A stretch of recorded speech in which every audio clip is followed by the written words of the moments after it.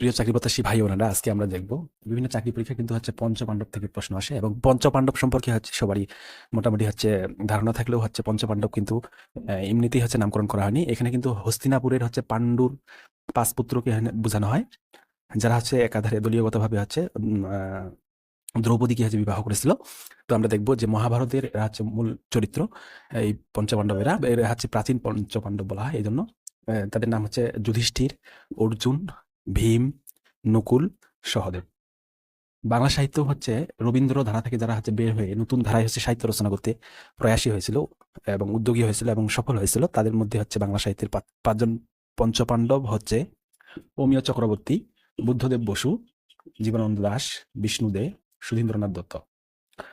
তারপরে বাংলাদেশ ক্রিকেটে হচ্ছে যারা হচ্ছে বাংলাদেশ ক্রিকেটকে হচ্ছে উচ্চ মর্যাদা নিয়ে গেছে এমন পাঁচজন খেলোয়াড়কে হচ্ছে বাংলাদেশ ক্রিকেটের পঞ্চপাণ্ডব বলা হয়। এরা হচ্ছেন ১ নম্বরে মাশরাফি বিন মুর্তজা, ২ নম্বরে সাকিব আল হাসান, ৩ নম্বরে হচ্ছে তামিম ইকবাল, ৫ নম্বরে হচ্ছে মুশফিকুর রহিম এবং ৬ নম্বরে হচ্ছে মাহমুদুল্লাহ রিয়াদ। ধন্যবাদ সকলকে। নতুন নতুন ভিডিও পাওয়ার জন্য ফলো এবং সাবস্ক্রাইব দিয়ে সাথেই থাকুন। ধন্যবাদ সকলকে।